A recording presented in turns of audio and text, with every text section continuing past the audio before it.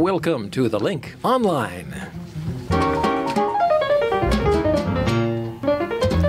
And we're coming to you live on Facebook here on Fridays at 16:15 hours GMT, or about 1:15 if you're in the Eastern Daylight Time Zone here in Canada, which is about to change. Oh, not too soon. No. Don't get ahead of yourself, Mark. October?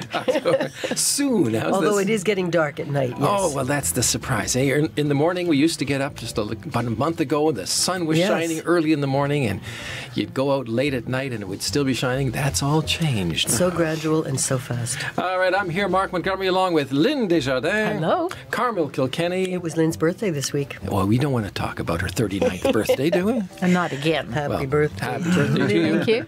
And on keyboards, social media, and Skype, Leo Jimeno, and in the control room, Chantal Saint-Sauveur waving to us. We have to get a camera in there.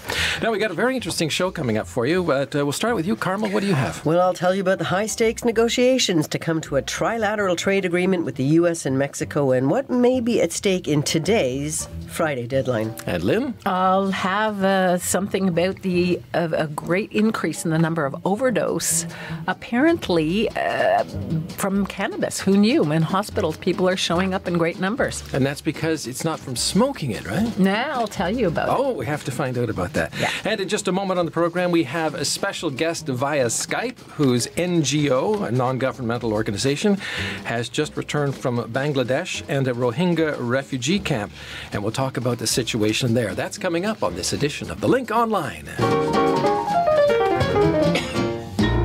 Well, as I mentioned, we're going to start out with a special guest on the program live via Skype. We have Dominique Godbout with us, Humanitarian Program Officer, Asia, with the organization Development and Peace, and she is associated with Caritas Canada. Dominique, hello. Welcome to the program. Hi. So you were in Bangladesh this summer with your organization. What were you seeing there? What were you doing? I was going there to monitor the projects that we have ongoing there for the Rohingyas in the camps. I was going there to meet with our local partners and also to meet with the Rohingya refugees, just to understand the situation and see what more we can do for them. What is the situation? What did you see in terms of the camp conditions and the people there? I saw the biggest refugee camp in the world, so 700,000 people crammed in a very tight space. It's a very difficult situation, I would say. I mean, it has improved in a year because the NGO community and the international community has done a lot. So the people are in shelters now. They all have shelters. I mean, it's very small shelters, and there may be 8 in a tiny space, but at least they have some kind of roof over their heads. And there's latrines and there's water points. There's services, but there's a lot more that we can do.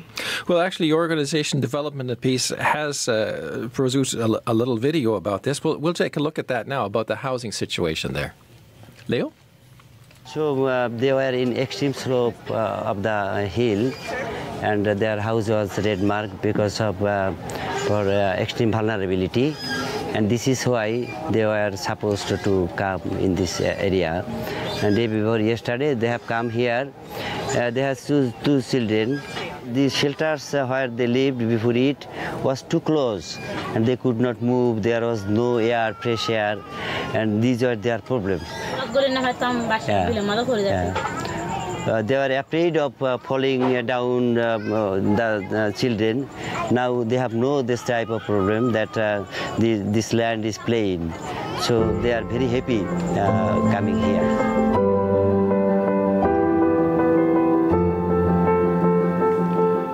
Okay, Leo, so we can see that what they're saying is that the United Nations High Commission for Refugees has helped build 905 of these shelters. Dominique, again, these shelters, 905, and yet you're talking about 700,000 people. So, I mean, there seems to be a disconnect in the numbers there somehow. The 905 is actually our local partner who's been working on this initiative. I mean, those are transitional shelters.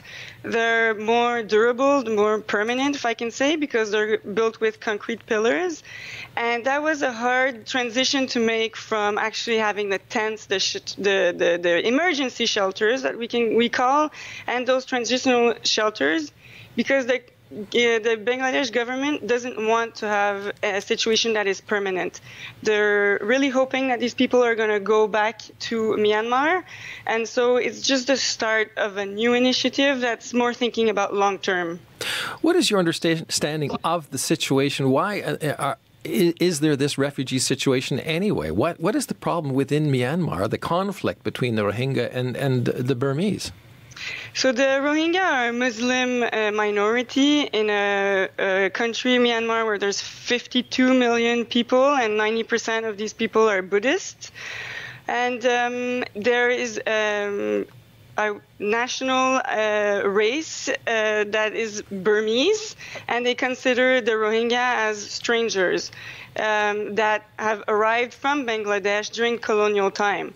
So they don't recognize the Rohingyas as citizens of Myanmar, and they want them to be out and to go back to where they originally came from, which they say is from Bangladesh. But historians deny this claim, and so that's where the conflict originates. And we should say that the United Nations has used the word genocide in describing the attacks that were perpetrated on the Rohingya people.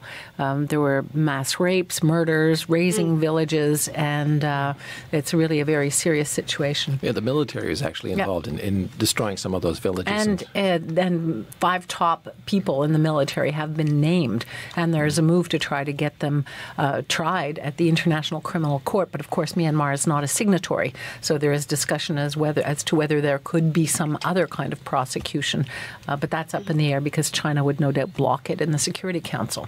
Of course, but that leaves the people in a terrible situation. I mean, I'm sure, Dominique, you've seen terrible things when you were there. Yes, and they suffered quite a bit of trauma. There's 60% of the people in the camps are children and women. And they saw terrible, terrible things. They saw their husbands getting killed, and they saw their houses getting burnt down, or their sister being raped. I mean, name it. It's terrible, the traumas that they've suffered. So that's really something we need to address also. That's what we try to do in the camps. We try to have safe space where they can talk and the children can draw and get their traumas out and get counseling, because it's very severe. How do you see your role as an NGO in trying to alleviate some of the problems that you've discussed? I mean, we don't have an office in Bangladesh. We only work through local partners. And those partners they're from Bangladesh, and some of them speak the Rohingya language, and they have worked with the Rohingyas for many years, because as we know, there were Rohingyas before the big influx that started last year. So we try to work hand in hand with those partners that are really in touch with the communities. And let's not forget the host communities also, the Bangladesh host communities that have welcome those refugees. Now their situation has deteriorated also, and they also need our support. Well, Dominique Godbout, as a final thought then, what message would you give to people listening to us right now? I would say to please not give up hope, because from meeting those people, their resilience is very extraordinary, and we have a lot to learn from them, and we really have to work to make sure that they don't lose hope. Dominique Godbout, thank you so much for your time today. Thank you. All right, that was Dominique Godbout, Humanitarian Program Officer Asia with the NGO Development and Peace, and that is associated with Caritas Canada. We have more coming up in just a minute.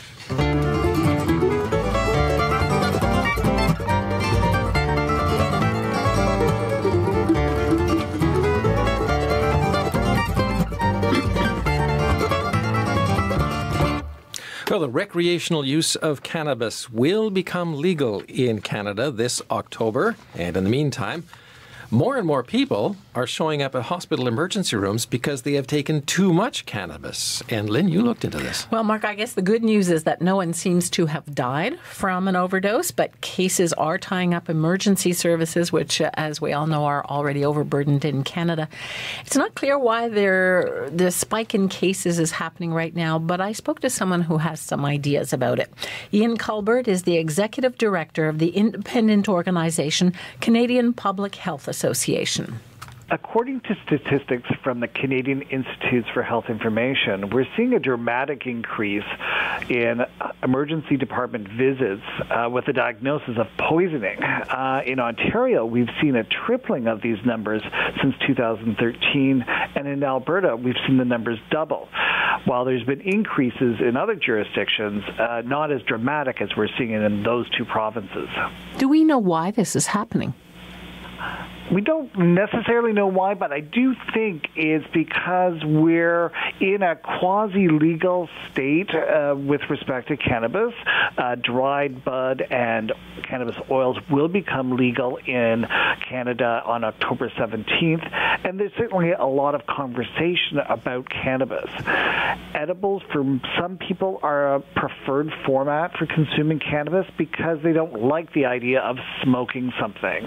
And certainly from a public health perspective, we do suggest that people use these alternative formats. However, right now, it's an illegal and unregulated marketplace. So you don't necessarily know the concentration of THC in what you're eating or what a portion size should be. That can lead to complications. And is there a difference in how fast it acts? Might that be complicating things? Absolutely. For current users of cannabis, they know that when they smoke the product, within a few moments or a few minutes, they will feel the effects of the THC. However, with edibles, it can take 30 to 45 minutes before you feel the effect. So someone who doesn't have experience with them might, for example, eat one brownie that's infused with THC. In 15 or 20 minutes, they don't feel anything, so they say, I'll have another brownie, and then another brownie. And then by the time they actually start feeling the effects, the damage has been done. How serious a problem is this? Well, it does take quite a bit of THC to cause poisoning. But if you do find yourself in that situation, it can be quite serious. You may experience a rapid heart rate, and if you're at risk, it could cause a heart attack. You may have hallucinations or confusion, a panic attack, or extreme paranoia. So you're making a break with your reality. It can be very frightening for you. There's no real danger of a serious harm if you are taken care of, as we have no recorded incidents of death related to cannabis poisoning. What do you think should be done about this?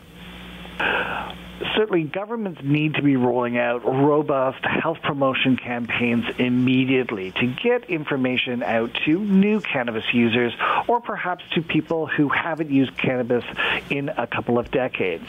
And that's what Ian Culbert says, is that, people who used a couple of decades ago, well, the product has changed dramatically. So your habits that people may have had in the past might not apply now. So his recommendation is that people start with products that have small concentrations of the active ingredient, THC, and just see how they react to it. Another point that he felt was important to make is that people should never, he says, never consume alcohol and THC at the same time.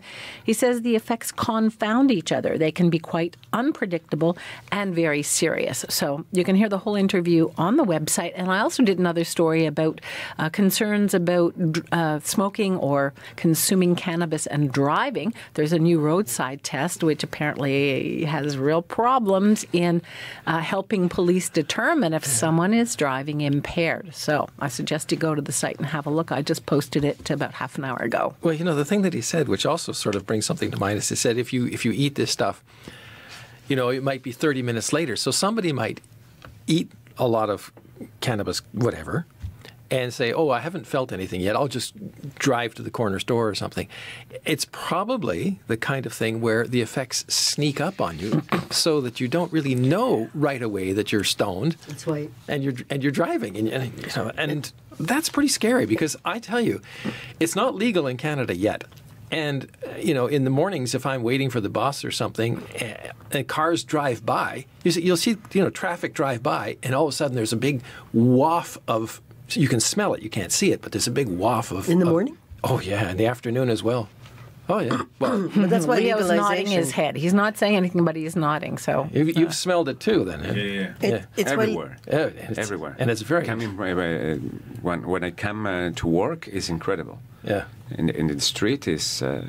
Because it's not legal yet. That's the problem. And that's it. A car will drive by, and somebody in the car is smoking, and the odor gets out on the street, and you can smell it. And it's quite powerful. I'm a cyclist. I'm just waiting for the day that some stoner hits me on my bike. You're making me very nervous, Mark. Well, let's hope that doesn't happen. On to some letters in just a moment.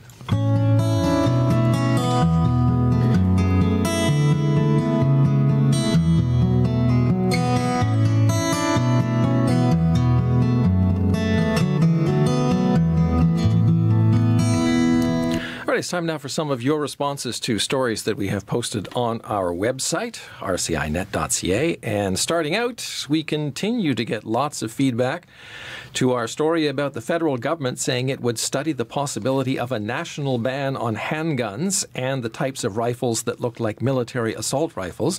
We had dozens and dozens of posts on the issue, and surprisingly, almost all saying they disagreed with the government plan.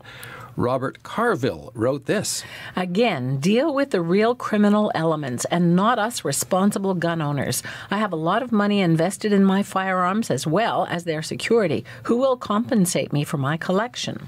Another comment on the possibility of a ban on handguns and certain semi-auto rifles. James wrote this. That is ridiculous. To take someone's property because they may do something is like revoking your license before you drink and drive.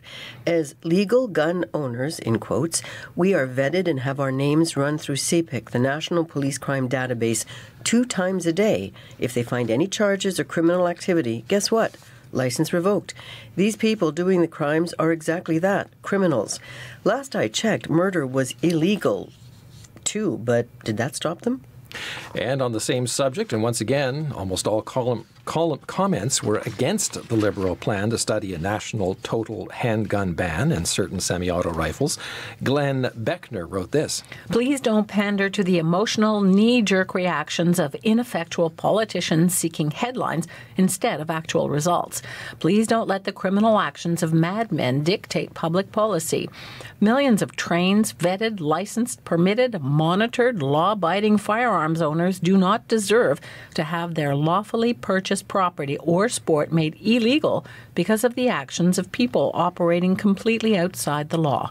Prohibitions and further restrictions on the lawful will not curb the violence of criminals. Stop preying on the most lawful demographic in Canadian society and focus instead on those who would do us all harm. And although there were dozens more comments, we will end with one more from Tracy, who wrote this. Another Liberal government blaming the gun instead of the perpetrator. Legal law-abiding citizens should not be punished for what criminals do. Neither should the gun. Did we get anybody who wrote in favor of it? No. Interesting. From my recollection, no. Well, let's move on because, as I said, there were lots and lots more. They're all sort of more or less in the same vein. In February last year, we had a story about surrogacy and a documentary film. That's, when you have another mother take care or have the baby for you kind of thing. Surrogacy and a documentary film about that. And we had a comment this week from Lola. I'm in love with the idea of making such films. Maybe they will promote the idea of surrogacy. Even though we live in such a modern world, not all of us can accept this idea. Furthermore, if you look at celebrities, you can notice that surrogate motherhood is pretty popular among them. That's why I definitely can understand when some countries decide to ban this. On a story about children and parents both spending too much time on their mobile phones, Peter Ashcroft wrote this. Hello, Peter. Well, Peter says this is the new addiction and is part of multitasking. Mobile phones should not be used in offices or schools during work hours unless they're relevant to the work concerned. They should only be used during break times. Leo? I'm so guilty of this. All right, and a story called Diplomatic Spat with Ottawa Won't Stop Saudi Oil Shipments to Canada. Ursula wrote this. Of course not, because the Saudis need the money. No further comment is necessary. And finally, on a story about the Avro Arrow, the legendary jet replica languishes, Jeff Cook wrote this. And I should mention the Arrow being the greatest jet interceptor that was never fully realized. And he wrote this.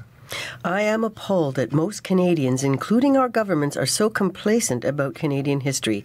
To see Torontonians lose their aviation museum, then Lancaster FM 104, and now the potential loss of the replica of the iconic Avro Arrow is devastating. The aerospace industry ranks amongst the tops when it comes to the type of business that a country would love to have to develop its economy. Simply said, take this fine replica and place it in some location that is prominent to all Canadians and visitors to Canada. Put our history and capabilities on display for all of us to see. Be proud of our heritage. All right, and on that note, we will end our comments for today. Of course, you can comment on any of the stories on RCI. All you have to do is scroll down to the very bottom and write your comment there and send it in to us, and it will be posted after moderators have looked it over.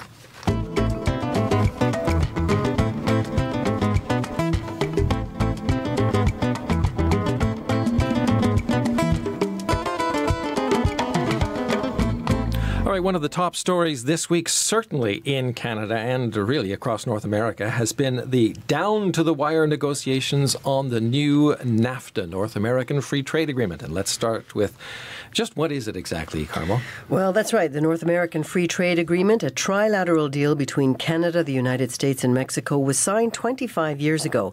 And it was one of Trump's campaign promises, if you remember, to rip it up, and how he declared it was the worst deal ever for the United States. I think I heard yesterday something like the worst deal ever in the history of humanity or something like that.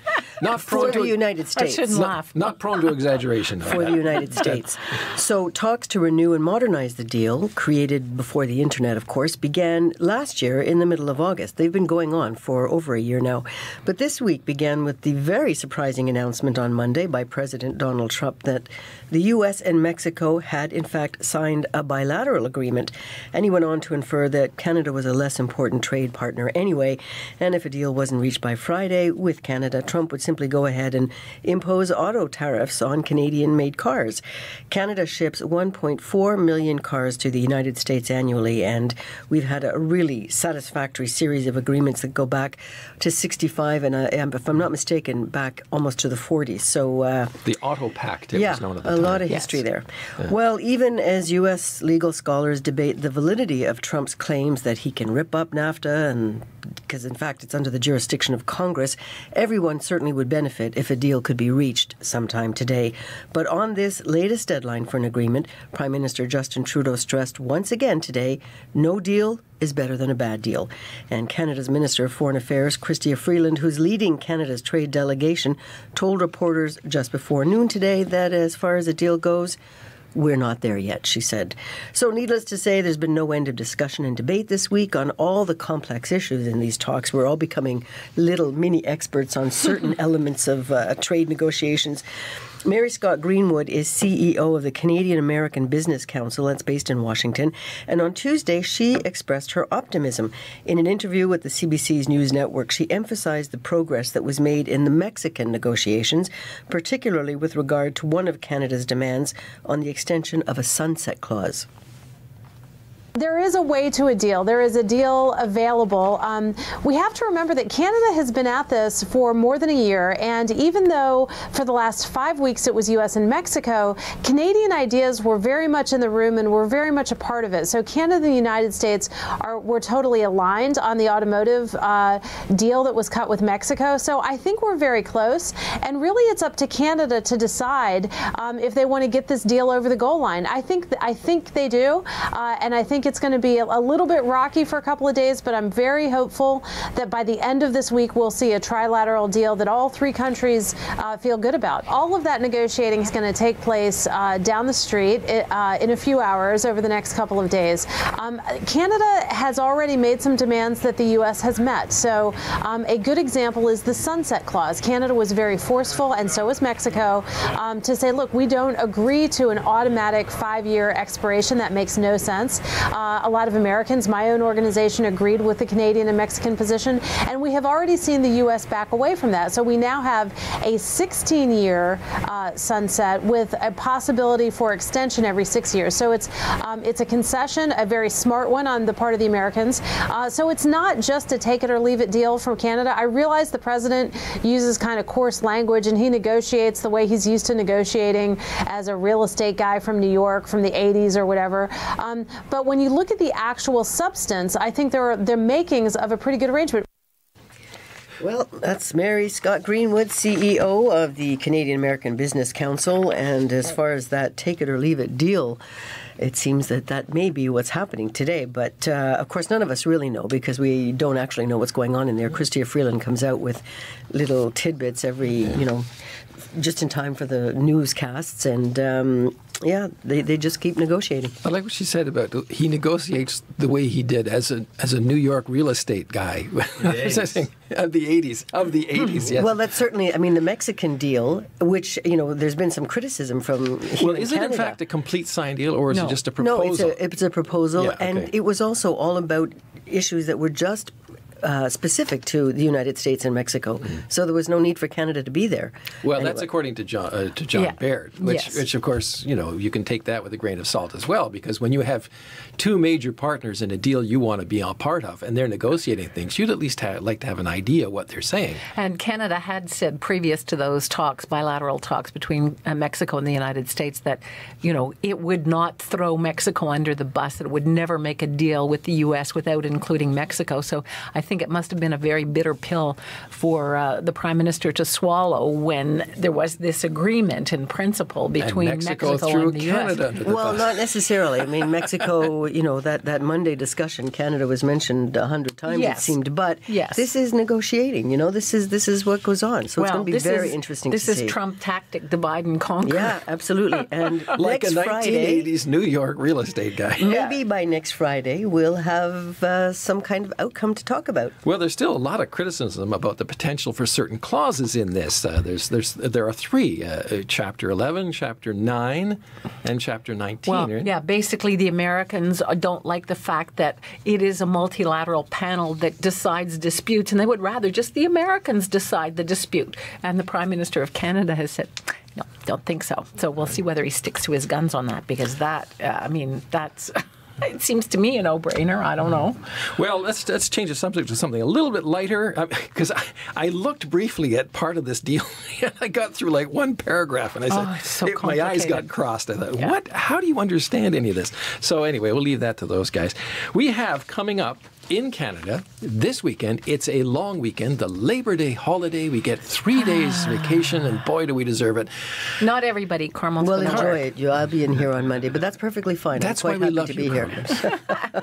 One of many reasons. So what are you going to do on the holiday? I'm not here. Oh, on the what am I going to? I'm hopefully going to be in the morning cycling through the woods, and in the afternoon swimming in a lake, and then drinking beer and having something on the barbecue, I guess. Sounds lovely. That sounds like the typical perfect Canadian, yeah. That sounds like the perfect. And the weather's not going to be too bad in this part of the world. Well, I'm going to be traveling to Ontario, and possibly myself will be looking at a piece of water and jumping in and getting wet, and maybe having a beer too if the weather's nice. Camping. Yeah. Camping. Oh, yes. wonderful. Near to Yay. Magog. Yay. Oh, With all the Magog, family, south of yeah. Montreal, Wonderful. southeast. The eastern township. 1 hour Beautiful. and a half, yeah. In a tent? Yeah. Oh. Actually, it's no tent. It's a tent roulotte. Yes. It's a camper. Tent trailer. Tent trailers. Yeah. That's how we came to Expo. I remember it well. Those were the days. 1967. Yeah. Oh, I love Maybe the I'm smell of a using the same campfire. one. It's an old one. Well, it worked for us. It worked for us. So the thing about those tent trailers or tents in the past anyway, now they're all nylon and fancy, but the old canvas ones they stay stored away for a year until you bring them out in summer, and the first time you put them up, they all smell moldy and Great Canadian experiences. Hopefully you'll let that air out a bit. Yeah. We open it. It sounds like you're going to have a great time, and I wish you all a very good weekend, because that's about all the time we have for the show for today. So let me say, for Carmel Kilkenny and Linda Jardin, Leo Jimeno, and Chantal Saint-Sauveur, I'm Mark Montgomery, wishing you a very good weekend. Carmel will be here on Monday. The rest of us are going to be drinking beer and putting our feet up. We hope. We hope. I'll catch up with you that night. All right. Take care until next week. Bye-bye. Bye. One of these cameras works, right?